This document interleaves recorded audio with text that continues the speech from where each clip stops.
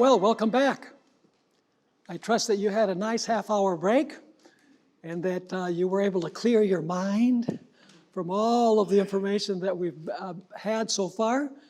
And I trust that what we study now, which is the second half of the second chapter of the study notes, will be beneficial.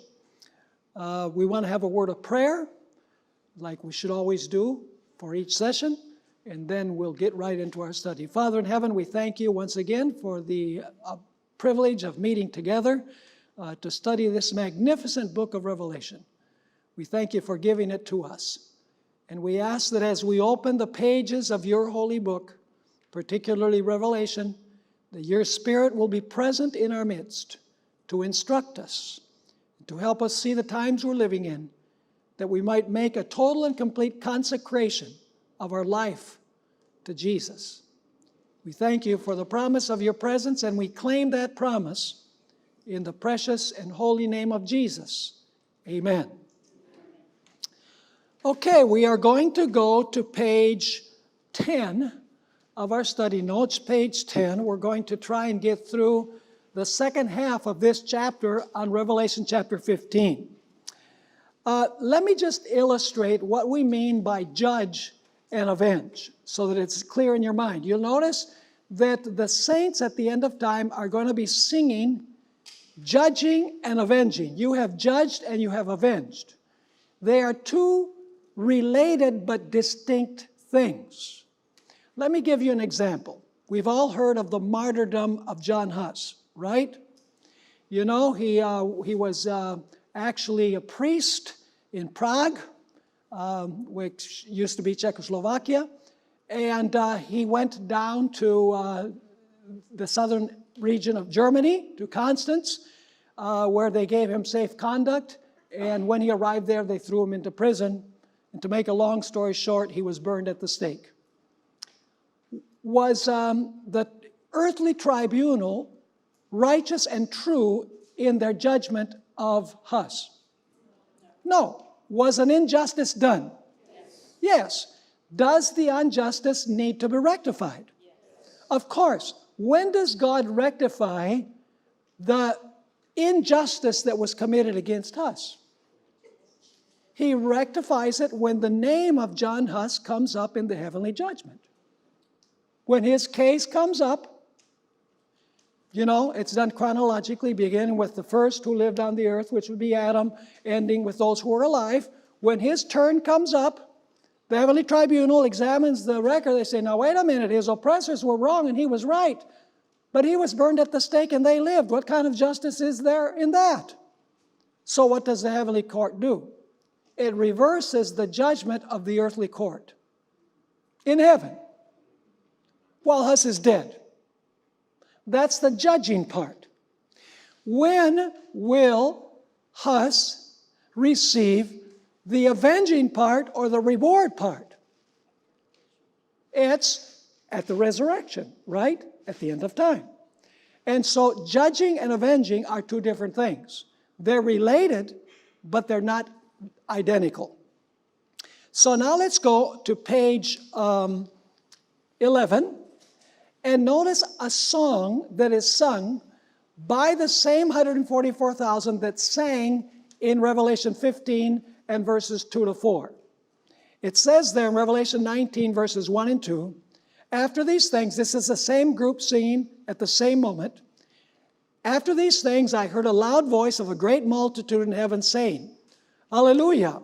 Salvation and glory and honor and power belong to the Lord our God. For true and righteous are his judgments. Now notice what they're going to sing. Because he has what? Has judged the great harlot, which is the papacy, who corrupted the earth with her fornications. And now notice what it says. And what else? And he has avenged on her the blood of his servants shed by her. The 7 last plagues are the avenging portion. Are you following me or not? And it's based on the decisions that were made in the heavenly court before. So there's an investigative judgment, a sentence pronounced in favor of the saints, and then the wicked oppressors are punished, and God's faithful people are avenged. Now, this song of Revelation 19, verses 1 and 2, has to be related to the song that we find in Revelation chapter 15 and verses 2 to 4. So let's go back to Revelation 15, 2 to 4. Same group, singing at the same time, the 144,000, the living saints of the end time. It says in verse 2, "And I saw something like a sea of glass, mingled with fire, and those who have the victory over the beast, over his image, and over his mark, and over the number of his name, standing on the sea of glass, having harps of God." By the way, are they in heaven at this point, victorious? Yes, of course. Verse 3, "They sing," not will sing, "they sing the song of Moses, the servant of God, and the song of the Lamb, saying, Great and marvelous are your works, Lord God Almighty. Just and true are your ways, O King of saints. Who shall not fear you, O Lord, and glorify your name? For you alone are holy." So up to this point, all of the verbs are what? Present, when they're singing. But now notice what it says at the last part of verse 4. "For all nations," now it goes to the future, "for all nations shall come and worship before you." So they're singing when they get to heaven, victorious over the beast, image, mark, the number of his name. But they're actually singing about an event that is going to take place when? After the millennium, when all nations will be gathered outside the holy city, and God will reveal that his judgments were just and true. So, going to page 11, the song of the 144,000 not only praises God for delivering them at the end of time of trouble. The song takes us beyond the millennium, when God will reveal his righteous judgments before Satan, his angels, and the wicked. Ellen White quoted Revelation 15, 2 to 4 in the context after the millennium. Let's notice what she wrote in Great Controversy 668 and 669. The wicked are gathered outside the city. As if entranced, the wicked have looked upon the coronation of the Son of God. They see in his hands the tables of the divine law, the statutes which they have despised and transgressed. They witness the outburst of wonder, rapture, and adoration from the saved.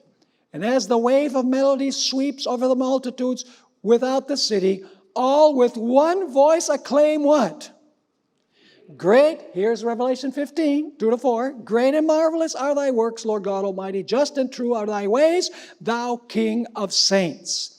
And falling prostrate, they worship the Prince of Life.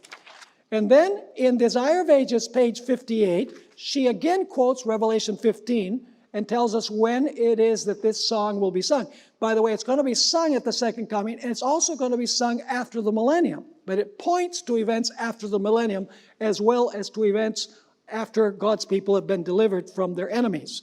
It says there, "In the day of final judgment, every lost soul will understand the nature of his own rejection of truth.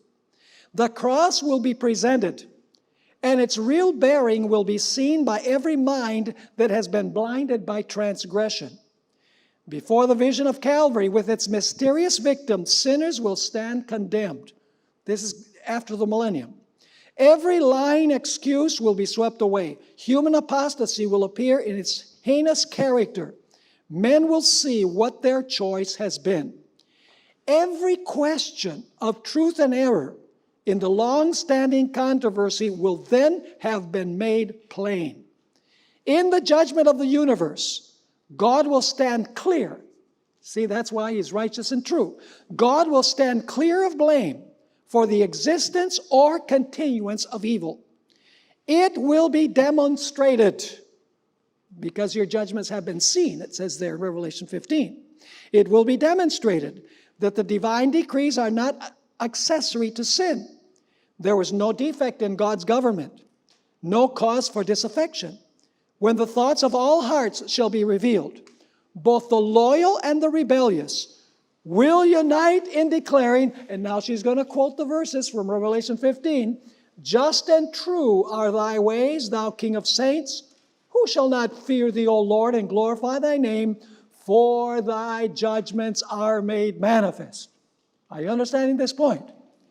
Is the whole universe going to be in harmony when God shows all of the decisions that he has made in the great controversy? Everyone will say, just and true are your ways, both loyal and disloyal to God's government.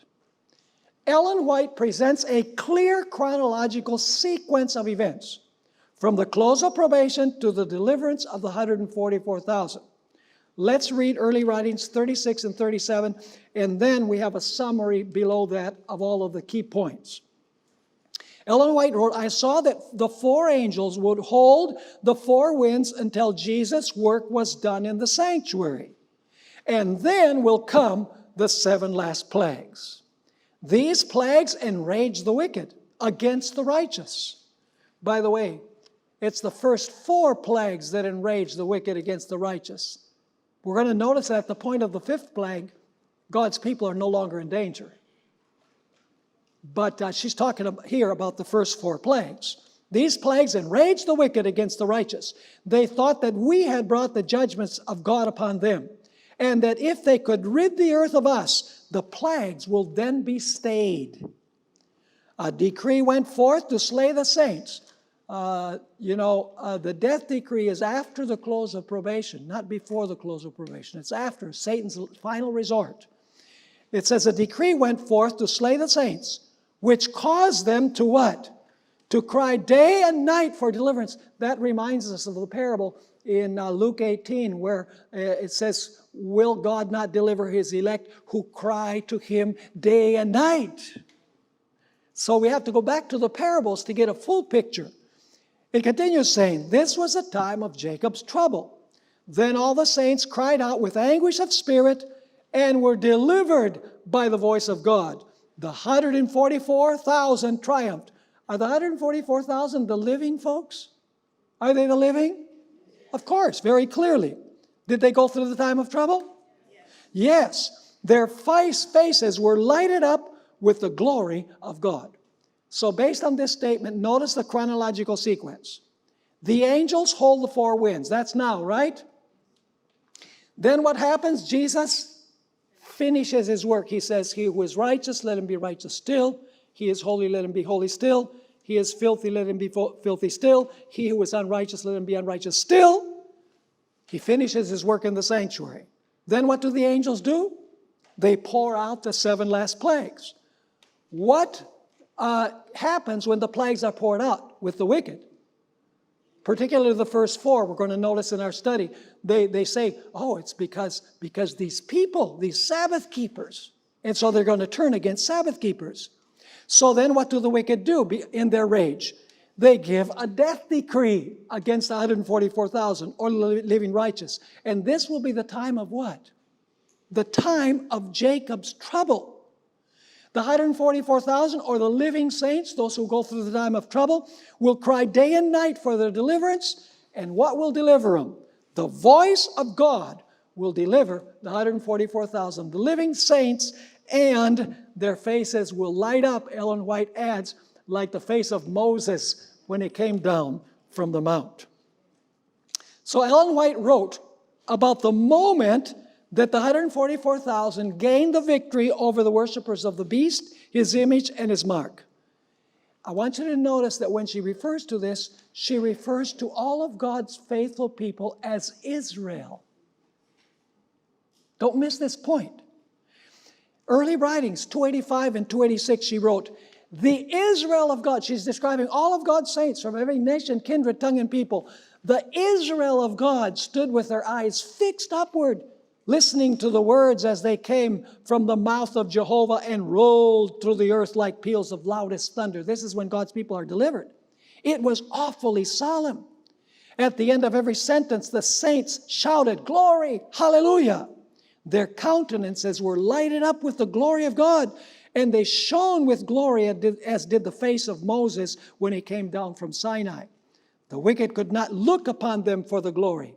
And when the never-ending blessing was pronounced on those who had honored God in keeping his Sabbath holy, there was a mighty shout of victory over the beast and over his image. She's commenting on Revelation 15, verses 2 through 4. Now John saw the smoke and din of the final battle, and the joyous song of the 144,000.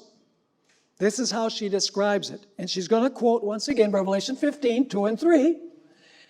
While John was shown the last great struggles of the church with earthly powers, he was also permitted to behold the final victory and deliverance of the faithful.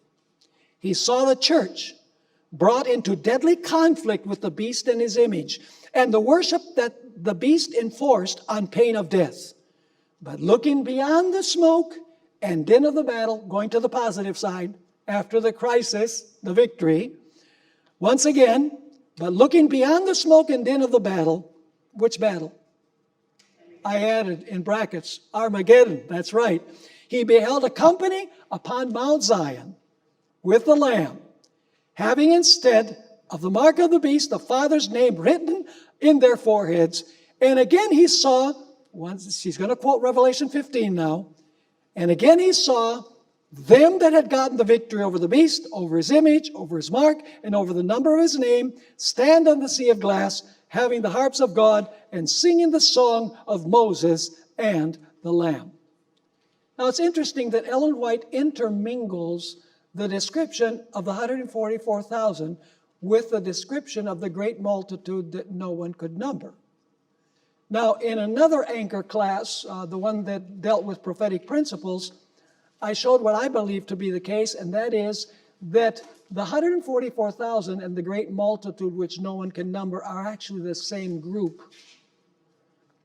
In Revelation 7, 1 through 8, they're being sealed. In verses 9 till the end of the chapter, they have come out of the Great Tribulation. So in other words, there are two pictures. This is one of the reasons why I believe that the number 144,000 is not literal. The number 144,000 is used, a multiple of 12, to describe that this is God's true Israel.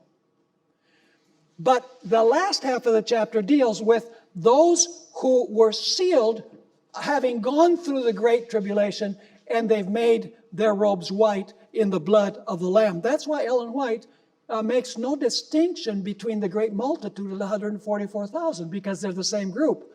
And you know, in that class that I dealt with this, I also showed that the great multitude in Revelation 7, it says that they serve God in his temple day and night.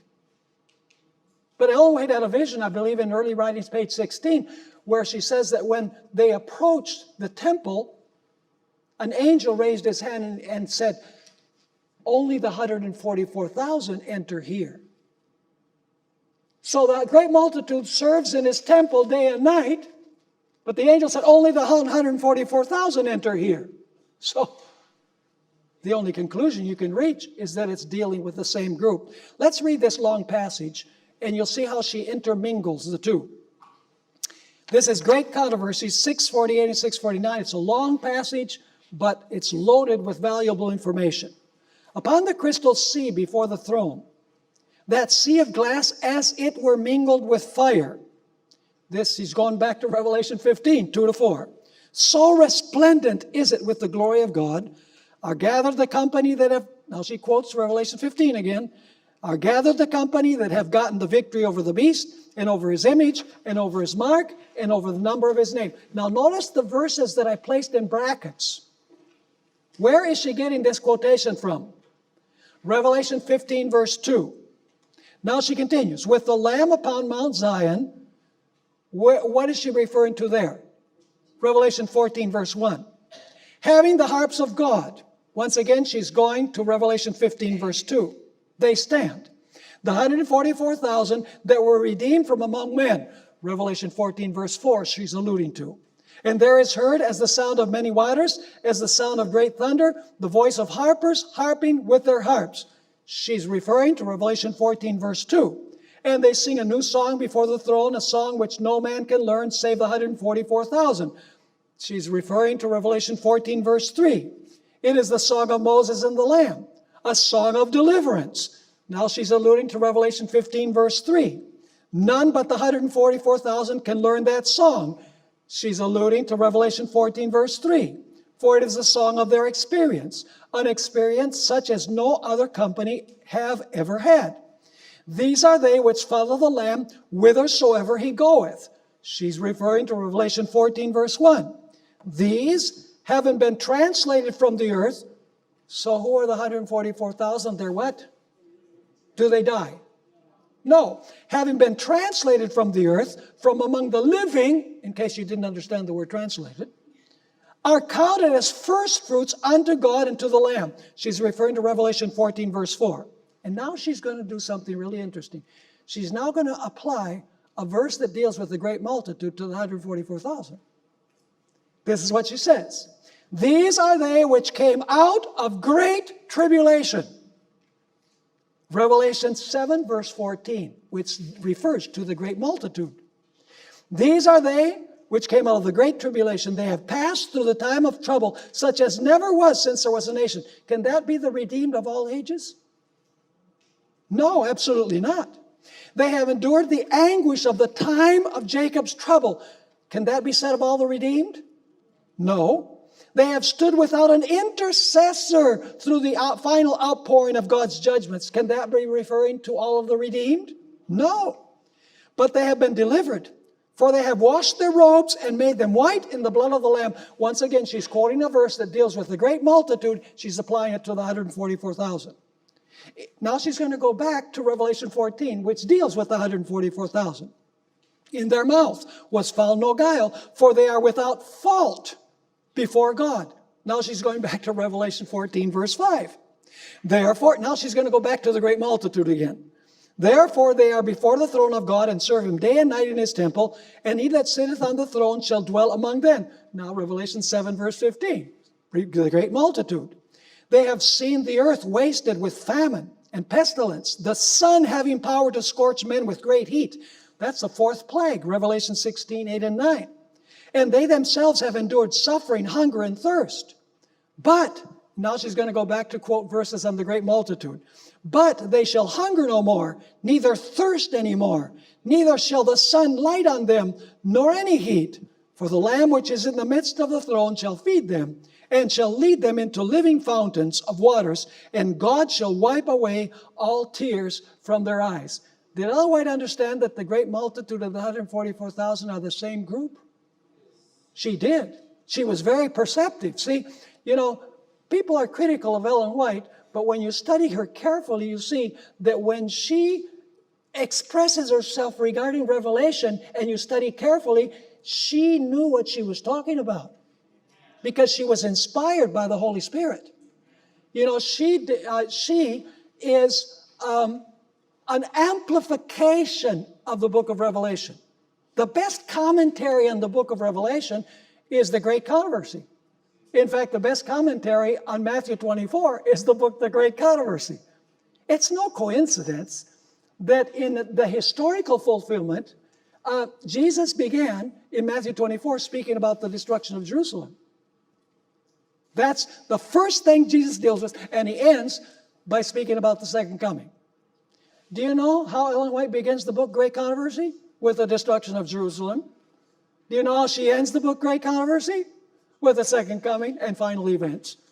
So if you want a full commentary on the book of Revelation, on Matthew 24, just read Great Controversy. That's light for this time. Now we're on page 15.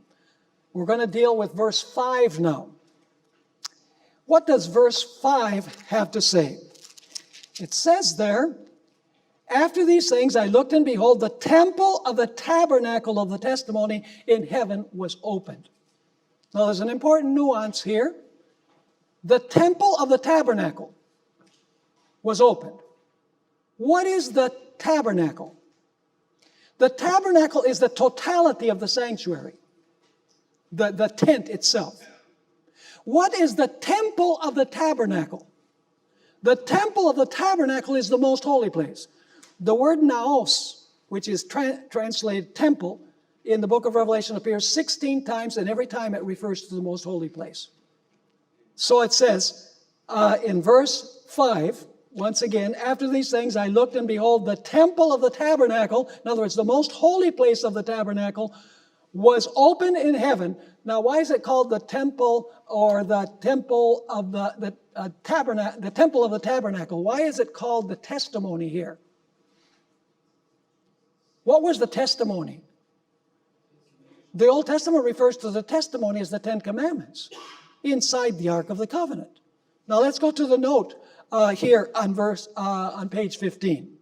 The opening of the door in this verse reminds us of the same door that was opened when? In 1844 at the beginning of the judgment. Although the door, this is very important, although the door in both instances is the same, the historical occasion and the reason for opening the door is different. The door in Revelation 11, verse 19, where it says, after these things I looked, and behold, the temple of the tabernacle of the testimony was opened in heaven. The door in Revelation 11, verse 19, was open for God's people to what? To enter there by faith, to follow the final work of Jesus in the most holy place. However, the door in Revelation 15, verse 5, is open for the plague angels to come out because Christ's ministration has ended. Are you following me? So 11:19 gives us the beginning of the heavenly judgment when people can go in. Revelation 15, verse 5 tells us of the ending point of Christ's ministry when no one can go in, as we're going to see. So they give us the beginning and the ending of the what? The beginning and ending of the judgment. See, the little lady was right. It comes right from the book of Revelation. Without exception, Ellen White applied the opening of the door in Revelation 11:19, which is the door that was opened in 1844, to 1844. Never does Ellen White present that open door as being the open door to any other place than the most holy place. We have this example, Great Controversy 4:33. Therefore, the announcement that the temple of God was opened in heaven and the ark of his testament was seen points to the opening of the most holy place of the heavenly sanctuary in 1844, as Christ entered there to perform the closing work of atonement. Now, are we supposed to follow him? Yes. Those who by faith followed their great high priest as he entered upon his ministry in the most holy place beheld the ark of his testament. As they had studied the subject of the sanctuary, they had come to understand the Savior's change of ministration, and they saw that he was now officiating before the ark of God, pleading his blood in behalf of sinners. Now, here's a very important point. If you read the verses that come before Revelation 11:19, because we said Revelation 11:19 refers to 1844, when the judgment begins in heaven. But if you read the previous verses, there's room for apparent confusion, because they appear to be out of order. So that's what we're going to deal with now. It is important to remember that Revelation 11:19 begins a new series of events in the book of Revelation. In other words, Revelation 11:19 is not the conclusion of the previous verses. It introduces the new section of the book. And you're going to see the reason why. So we need to remember that Revelation 11:19 begins a new series of events in the book of Revelation. And Revelation 15, verses 5 through 8, concludes the series with the end of the judgment. So let's notice, we're on page 16 now, the chronology of Revelation 11:15 through 19. This is the reason why, folks, we can't simply just read Revelation without understanding the structure. You know, if we don't understand the structure of Revelation, we are not going to know the beginning and ending point. It's that simple. You know, as Adventists, many times we study the meaning of symbols, and when we deal with Revelation 13, we talk about the beast that has two horns like a lamb and the beast that came from the sea, and we discuss the papacy and apostate Protestantism. But rarely is there a meticulous study of how the events of Revelation fit together, how the book is structured. No human being could have structured this book the way that it is. But it's not like reading Time magazine. It requires study. Jesus did not say read the scriptures. He said search the scriptures. We have to struggle with scripture. And there are many things that I still struggle with many things in the writings of the Apostle Paul, for example. I believe that, what he said, it was inspired, but I struggle to fully understand everything. Now, let's notice then the summary of the chronological arrangement of Revelation 11, 18, and 19. You'll notice, let's read, in fact, Revelation chapter 11 and verse 18. It says, the nations were angry. Notice the sequence of events. The nations were angry. Your wrath has come. The time of the dead that they should be judged, and that you should reward your servants, and the prophets and the saints, and those who fear your name, small and great, and should destroy those who destroy the earth. So that's the sequence of events. Now, let's notice the sequence. Revelation 12 through 14 is a summary, because verse 18 gives us a summary of the rest of the book. Revelation chapter 12 through 14 describes the anger of the nations. The nations are angry. Is the beast angry at God's people? Yes. Is the beast with horns like a lamb angry with God's people? Yes. Those wicked in the winepress, are they angry when they come against God's people, against Jerusalem? Absolutely. So chapters 12 through 14 are describing the anger of the nations. Then notice at the top of page 17, your wrath has come. What section of Revelation would that be dealing with? When is God's wrath revealed? It would be Revelation 15 through Revelation chapter 19, where you have a description of the plagues, the 7 last plagues. And then Revelation 20, verse 4 and 11, the time to judge the dead. Which dead? The righteous dead or the wicked dead? The wicked dead. That's right. And when does God judge the wicked dead? During the millennium. So there you have Revelation chapter 20, right? And then it says, and the time to reward your servants. When does Jesus reward his servants? When he comes again and takes them to heaven. At the same time, is God going to be judging the dead? The wicked dead? Yes. And then it continues saying, and to destroy those who destroy the earth. When does that take place, that God destroys those who destroy the earth? It's after the millennium. So what you have in this one verse is a summary of the rest of the book of Revelation. The anger of the nations, the wrath of God coming in the plagues, the time to reward Christ's servants when he comes again and takes them to heaven, the time to judge the wicked dead during the millennium, and after the millennium to destroy those who destroy the earth. That verse, that one verse, summarizes the rest of the book of Revelation.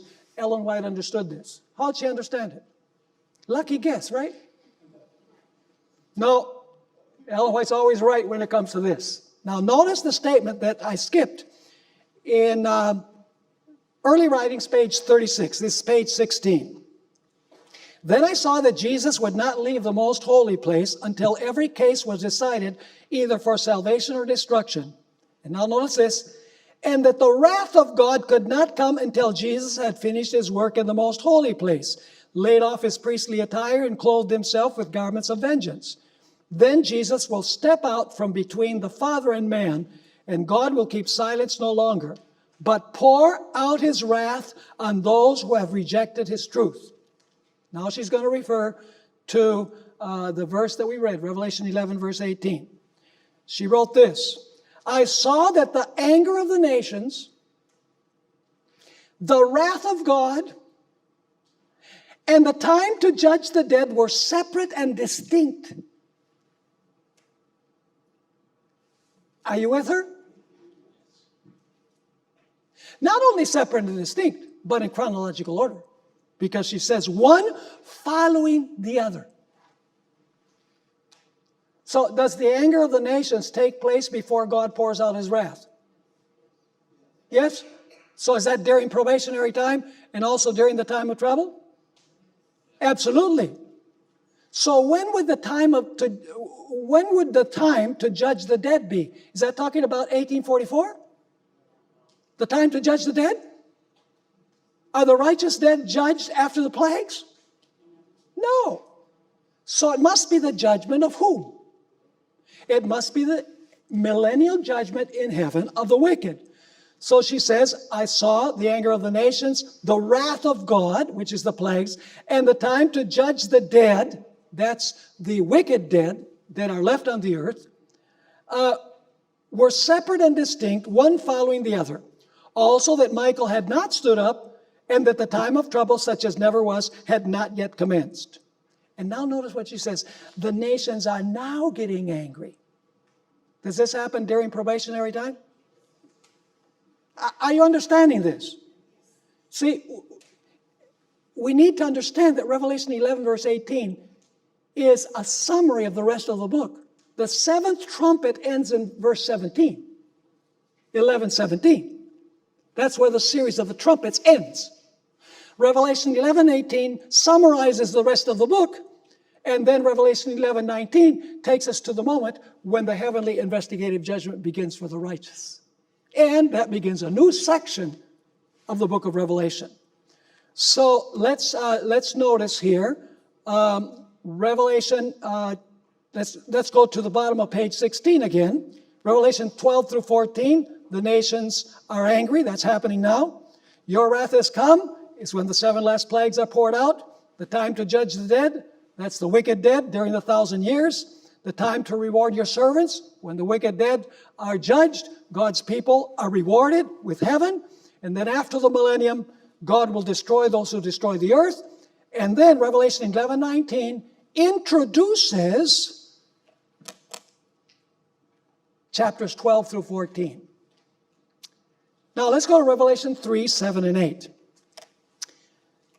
This is talking about the sixth church, Philadelphia. And to the angel of the church in Philadelphia write, these things says he who is holy, he who is true, he who has the key of David, he who opens and no one shuts, and shuts and no one opens. I know your works. See, I have set before you an open door, and no one can shut it. For you have a little strength, have kept my word, and have not denied my name. Philadelphia is church number 6. What period of history is the Church of Philadelphia? It's the church of the Millerite movement. Because Laodicea is which church? The Lutherans, right? And the Methodists. No, Laodicea, Ellen White says, it's the Seventh Adventist church. So what door was placed before the Millerites? Notice that they hadn't entered yet. God says, I have placed before you an open door. Where did that open door lead to? To the most holy place of the heavenly sanctuary, in number 6. Notice Ellen White's commentary, Great Controversy 4:35. Men sought to close the door which God had opened, and to open the door which he had closed. But he that openeth and no man shutteth, and shutteth and no man openeth, had declared, Behold, I have set before thee an open door, and no man can shut it. Christ had opened the door or ministration of the most holy place. Light was shining from that open door of the sanctuary in heaven, and the fourth commandment was shown to be included in the law, which is there enshrined, what God had established, no man could overthrow. So are you clear on the sequence of Revelation chapter 11 and verses 17, 18, and 19? Let's go there to Revelation 11 and make it absolutely clear. It says there in verse 15, actually, then the seventh angel sounded, and there were loud voices in heaven saying, the kingdom of this world have become the kingdom of our Lord and of his Christ, and he shall reign forever and ever.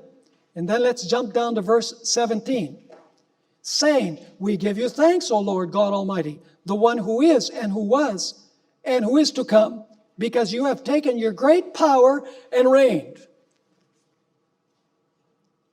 there the seventh trumpet ends.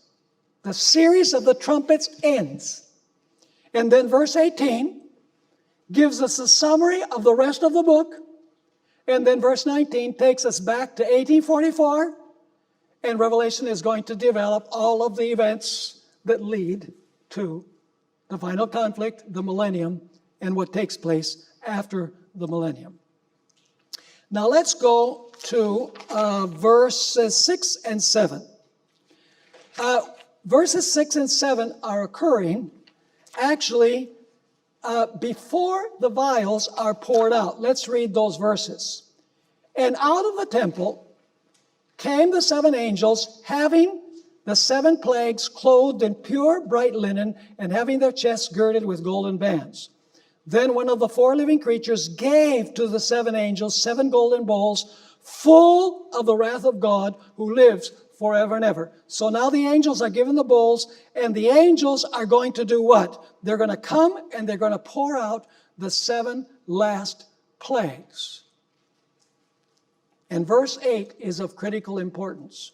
Have you ever read in the writings of Ellen White where she states that God's people will have to live in the time of trouble without a mediator, without an intercessor? Where does she get that idea from? Off the top of her head? No. She's just matter of fact explaining what Scripture teaches. Let's notice verse 8. The temple, what does the temple refer to? The temple of the tabernacle. What is the temple of the tabernacle? The most holy place. The temple was filled with smoke from the glory of God and from His power. And no one was able to enter the temple, that is, enter the most holy place, till when? Till the 7 plagues of the 7 angels were completed. Can we enter the most holy place today? Can we enter the most holy place of the heavenly sanctuary? Of course. How do we do that? By faith. Is there a time when no one is going to be able to enter the heavenly sanctuary by faith? Yes. When probation closes. So here's the sequence of events. We're on page 18. Here's the sequence of events that we find in this particular verse. The plague angels receive the 7 bowls when probation closes. The plague angels pour out their bowls in consecutive order. While the plague angels pour out their bowls, the 144,000 living saints cannot what? Cannot enter the temple because there is no mediator there. After the plagues are poured out, who are the only ones that will enter the temple? Only the 144,000 will enter the temple. It says in the book Heaven, page 88, this is Ellen White, and as we were about to enter the temple, not a mere angel, but Jesus raised His lovely voice and said, only the 144,000 enter this place. And we said, how come? How do they rate? Why don't we get to go in? No, we will have overcome all those things by then. And we shouted what? Hallelujah! Praise the Lord. So the 144,000 will have privileges that no other generation will have. You say, well, why? Let's just be happy. Say, praise the Lord. Now, there are 2 occasions in the Old Testament when the earthly sanctuary was filled with smoke and no one could enter. The first was when the wilderness tabernacle services were inaugurated. And the second, when the priest placed the Ark of the Covenant in the most holy place in the days of Solomon, when the temple built by Solomon was inaugurated. Let's read those 2 passages. Exodus 40, 34 and 35. Then the cloud covered the tabernacle of meeting, and the glory of the Lord filled the tabernacle, and Moses was not able to enter the tabernacle of meeting because the cloud rested upon it, above it, and the glory of the Lord filled the tabernacle. And 1 Kings 8, 10, and 11, referring to the temple that was built by Solomon. Notice I didn't say Solomon's temple. It was the Lord's temple, built by Solomon. We say Noah's Ark. No, it was the Lord's Ark built by Noah. We say Jacob's ladder. No, it was the Lord's ladder shown to Jacob. You say you're being picky. Yes, I am. 1 Kings 8, 10, and 11. And it came to pass when the priests came out of the holy place that the cloud filled the house of the Lord so that the priests could not continue ministering because of the cloud, for the glory of the Lord filled the house of the Lord. Now, here's a very important paragraph. Both of these events in Old Testament times occurred at the beginning of the sanctuary ministration. However, Revelation 15, verse 8, cannot be referring to inauguration of the priestly ministration of Christ, but rather to its what? To its consummation. What historical moment is described in Revelation 15, verse 8? When does Jesus cease to minister for sinners in the sanctuary so that no one can enter by faith anymore? The answer is what? The close of probation. Thus, Revelation 15, verse 8 describes the moment when probation closes, and Revelation 16 then describes what? The 7 last plagues after the close of probation. Now, Revelation chapter 8, verses 3 to 5 describes this same moment. You know, Revelation chapter 8, verses 3 through 5 has 2 points of time, like the introductory visions to all of the churches, the seals, and the trumpets. In the introductory scene, you have 2 moments of time that are pointed to. The time when the trumpets begin and the time when the trumpets end. They're summarized at the beginning in the inaugural vision. So notice Revelation 8, verses 3 to 5. Then another angel, having a golden censer, came and stood at the altar. He was given much incense, that he should offer it with the prayers of all the saints upon the golden altar which was before the throne. And the smoke of the incense with the prayers of the saints ascended before God from the angel's hand. Up till this point, is this describing events that take place before probation closes? Is the high priest ministering here, receiving the prayers of his saints? Are we able to enter the sanctuary at this point? Yeah. Because it says that he offered incense with the prayers of the saints. So the door of mercy is still open because people can still enter there by prayer. But now notice the next verse, verse 5. The angel then took the what? The censer, filled it with fire from the altar, and then what did he do? And threw it to the earth. And there were noises, thundering, lightnings, and earthquake. What does throwing the censer to the earth represent? It represents that the censer is no longer interceding for God's people. Once again, Ellen White understood this. Notice the next statement that we find in Story of Redemption, page 402. I saw angels hurrying to and fro in heaven. An angel with a writer's inkhorn by his side returns from the earth and reported to Jesus that his work was done. And the living saints were numbered and sealed. So who are the 144,000? They're the living saints at the close of probation, right? So why do we have so many scholars in the Adventist Church that say that the 144,000 are the redeemed of all ages? You have to question the spirit of prophecy to say that. Because Ellen White time and again says that this is a special group such as no group that has ever existed in the history of the world. She continues. Then I saw Jesus, who had been ministering before the ark containing the 10 Commandments. What did he do? Is this an allusion to Revelation 8? Yes. He threw down the censer. Intercession, in other words, has come to an end. He raised his hands and with a loud voice said, "It is done." And all the angelic hosts laid off their crowns as Jesus made the solemn declaration, "He that is unjust, let him be unjust still. He which is filthy, let him be filthy still. He that is righteous, let him be righteous still. And he that is holy, let him be holy still." And then Ellen White describes, this is a phenomenal statement that we find next in the Spirit of Prophecy, early writings, pages 280 to 82. She describes all of the events in chronological order from the close of probation till the end of time. She says, as Jesus moved out of the most holy place, I heard the tinkling of the bells upon his garment. And as he left, a cloud of darkness covered the inhabitants of the earth. There was then no mediator between guilty man and an offended God. While Jesus had been standing between God and guilty man, a restraint was put upon the people. But when he stepped out from between man and the Father, the restraint was removed.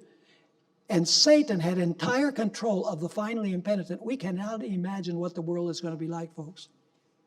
Can you imagine a world where Satan has full control of the wicked? Only if God protects his people would his people survive. She continues, it was impossible for the plagues to be poured out while Jesus officiated in the sanctuary. But because that's the avenging portion. But as his work there is finished and his intercession closes, there is nothing to stay the wrath of God. And it breaks with fury upon the shelterless head of the guilty sinner who has slighted salvation and hated reproof. In that fearful time, after the close of Jesus' mediation, the saints were living in the sight of a holy God without an intercessor. Will victory over sin have been achieved totally and completely at this point by God's people? Clearly, even though the contrary is being taught these days, that we're going to continue sinning until Jesus comes. That's not what the Bible or the Spirit of Prophecy tell us. She says the saints will live without an intercessor. Now listen carefully. Sometimes we try to scare people and we say, you're not going to have an intercessor, so you better come to the Lord now or else. And we scare people with the time of trouble. Listen, God is going to leave the earth. You'll be on your own. No. Christ will not be here with us as high priest, but he will be Michael, the one who protects his people. He will no longer intercede for sinners. We will no longer be able to take our sins and enter into the sanctuary with our sins, but he will be present. After all, he didn't say, lo, I am with you till the close of probation. He said, I'm with you always, even unto the end of the age, unto the ends of the world. So don't be afraid of the time of trouble. Jesus will be here, protecting his faithful people. It's not like he's going to abandon the earth. She continues, every case was decided, every jewel numbered. Jesus tarried a moment in the outer apartment of the heavenly sanctuary, and the sins which had been confessed while he was in the most holy place were placed upon Satan, the originator of sin, who must suffer their punishment. Now, there's an important document in this group of study notes on the scapegoat ceremony, on second death. You need to read that. We're not going to have time in the class probably to cover that. It has to do with the scapegoat ceremony, which is Revelation chapter 20. You need to read that article because, there are people who say, Adventists, they believe that Satan is their Savior because all the sins are placed on Satan. Yeah, but what is placed on Satan are the sins that the blood of the Lamb has forgiven. But Satan is the one who suffers the final penalty because he's the guilty party. So read that article. It's a very, very important article that we're not going to have time to cover in class. Let's go to the next paragraph. Then I saw Jesus lay off his priestly attire and clothe himself with his most kingly robes. Upon his head were many crowns, a crown within a crown. She's referring to Revelation 19, 11 to 21. Surrounded by the angelic host, he left heaven. The plagues were falling upon the inhabitants of the earth. Some were denouncing God and cursing him. Others rushed to the people of God and begged to be taught how they might escape his judgments. See, they're afraid because of the consequences, not because of their sins. But the saints had nothing for them. The last tear for sinners had been shed, the last agonizing prayer offered, the last burden borne, the last warning given. The sweet voice of mercy was no more to invite them When the saints and all heaven were interested for their salvation, they had no interest for themselves. Life and death had been set before them. Many desired life, but made no effort to obtain it. They did not choose life. And now there was no atoning blood to cleanse the guilty, no compassionate Savior to plead for them and cry, "Spare, spare the sinner a little while longer." All heaven had united with Jesus as they heard the fearful words, "It is done, it is finished." The plan of salvation had been accomplished, but few had chosen to accept it. And as mercy's sweet voice died away, fear and horror seized the wicked. With terrible distinctness they heard the words, "Too late, too late." Aren't these gripping words that make us sad and make us want to tell others about these things so that they're not in this situation? She continues, those who had not prized God's word were hurrying to and fro, wandering from sea to sea and from north to east to seek the word of the Lord. Said the angel, "They shall not find it. There is a famine in the land, not a famine of bread, nor a thirst for water, but for hearing the words of the Lord." What would they not give for one word of approval from God?